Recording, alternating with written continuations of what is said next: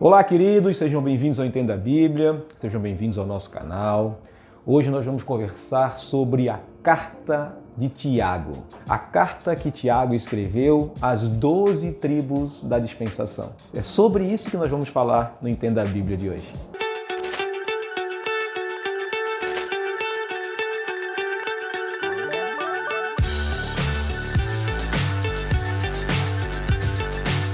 Uma das cartas mais polêmicas do Novo Testamento também foi a primeira carta a ser escrita.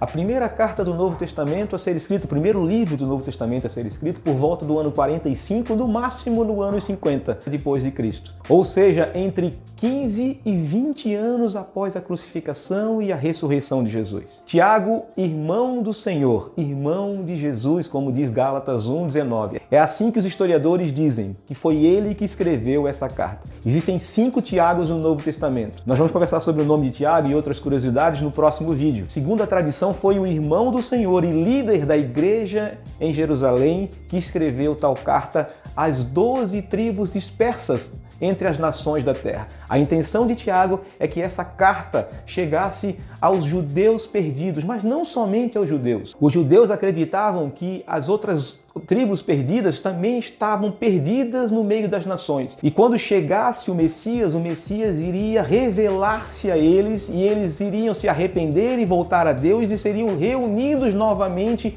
em Jerusalém, no momento final, no último dia, segundo a escatologia judaica. Então, quando o Tiago escreve essa carta a essas 12 tribos perdidas, a intenção dele é fazer com que os judeus e as outras 11 tribos perdidas e espalhadas entre as nações reconhecessem Jesus como Messias e aquele tempo fosse o tempo escatológico de Deus. A gente já falou sobre isso em alguns vídeos. Então, Tiago escreve uma carta muito prática, uma carta revelando que Jesus é o Messias e ao mesmo tempo indicando o que a palavra de Deus sempre indicava e fazendo uma conexão entre ambas para que essas pessoas pudessem entender essa conexão e perceber que Jesus é o Messias de Deus. Então, Tiago escreve uma carta que fala da praticidade da Bíblia, não é apenas que nós não devemos ser apenas ouvintes da mensagem, não apenas ouvintes da palavra de Deus, mas devemos ser praticantes. Quando Tiago fala isso, ele não está colocando apenas da questão do Novo Testamento, porque ele nem existia, aliás, ele foi o primeiro a escrever.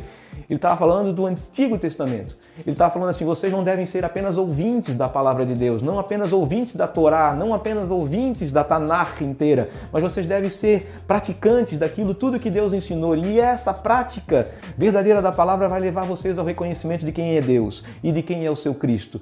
Depois Tiago vai falar que nós devemos pedir sabedoria, já que nós não entendemos as coisas de Deus como devem proceder, nós devemos pedir sabedoria de Deus para que podemos colocar em prática a palavra. E depois Tiago vai entrar numa polêmica muito grande, segundo muitos cristãos, muitos teólogos do Novo Testamento, a questão da fé sem obras. Nós já falamos sobre isso nos vídeos 7 e 8, mas eu vou falar só uma questão rapidinho, assim, para lembrar vocês que já assistiram tudo isso, e faz muito tempo que a gente fez o vídeo 7 e 8, talvez você possa voltar lá para rever, mas eu vou falar sobre essa questão. A fé para o judeu é muito questão de fidelidade, não existe fé para ele se a gente não colocar em prática a palavra de Deus. É o que Tiago está falando no capítulo 1, ele repete no capítulo 2, indicando que nós devemos cumprir a palavra com a fidelidade a Deus, por fé. Deus mandou fazer isso? Então eu vou fazer isso. Mesmo que as circunstâncias sejam contrárias, eu vou continuar obediente a Deus, porque eu creio que eu fazendo dessa forma, eu estou fazendo de acordo com a vontade de Deus. Isso é fé para eles. Para nós, fé, eu creio em Jesus. Não é isso.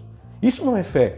Porque se eu creio verdadeiramente em Jesus, eu sou nova criatura. E se eu sou nova criatura, as minhas obras serão totalmente diferentes da que eram antes de eu conhecer Jesus. Isso é fé verdadeira, segundo o que Tiago está escrevendo aqui. Então é isso que Tiago está escrevendo aqui. Depois ele também vai mandar você cuidar da sua língua. Ele vai dizer que a língua é perigosa demais e a gente precisa cuidar da nossa língua, né? Porque a língua pode, ao mesmo tempo, abençoar, a mesma língua pode abençoar, como a mesma língua pode amaldiçoar. Então cuide da sua língua. Isso também é praticar a palavra de Deus.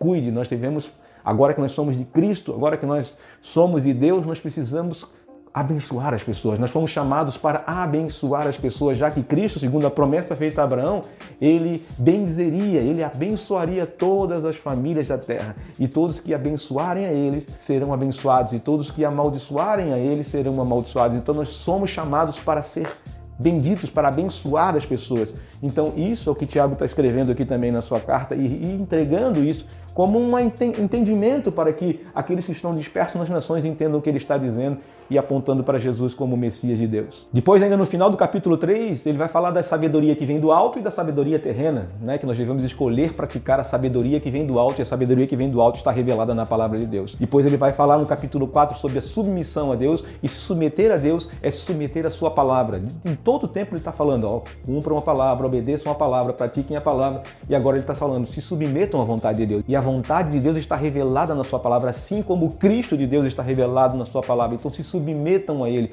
se submetam a Deus, porque isso é bom e agradável a Deus. Por fim, Tiago, em toda a sua palavra, fala de justiça social, porque justiça social é algo muito inerente àquilo que Jesus pregava nos evangelhos, mas estava escrito em todo o Antigo Testamento também, e é uma revelação de Deus, né? Que nós devemos sempre cuidar das viúvas, cuidar dos órfãos.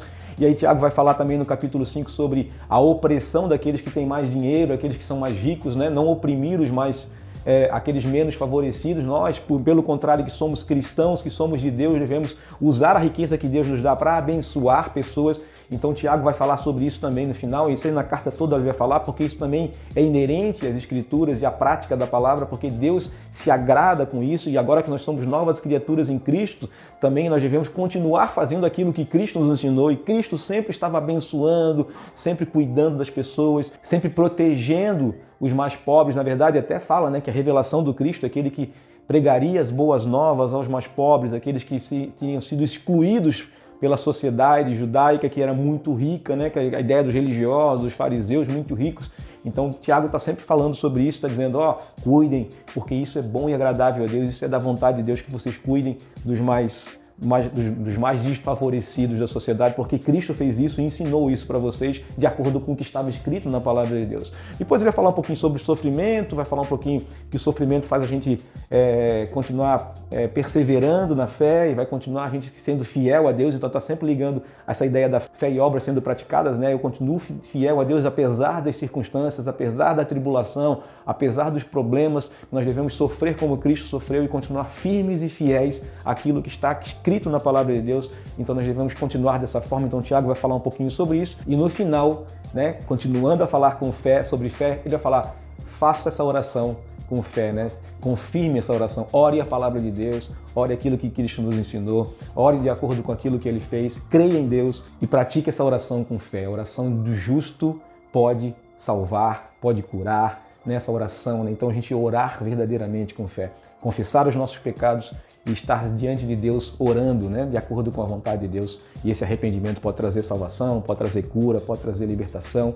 Então ore verdadeiramente de acordo com a palavra de Deus, porque a ordem de Deus é que a gente ore uns pelos outros em fé, em fidelidade à palavra de Deus. Então que Deus te abençoe, espero ter te ajudado muito, né, falando um pouquinho do panorama do livro de Tiago aqui. Leia o livro, estude sobre ele. Nós temos uma curiosidade muito grande. Nós vamos falar agora sobre quem foi Tiago, né? E vamos falar um pouquinho sobre isso no próximo vídeo. E depois nós vamos falar num terceiro vídeo sobre a família de Jesus. Por que não vamos falar como quem foi Tiago no próximo vídeo? Eu não vou dar um spoiler aqui. Assista o próximo vídeo e nós vamos falar quem foi esse Tiago. Que Deus te abençoe, um grande abraço e até o próximo vídeo.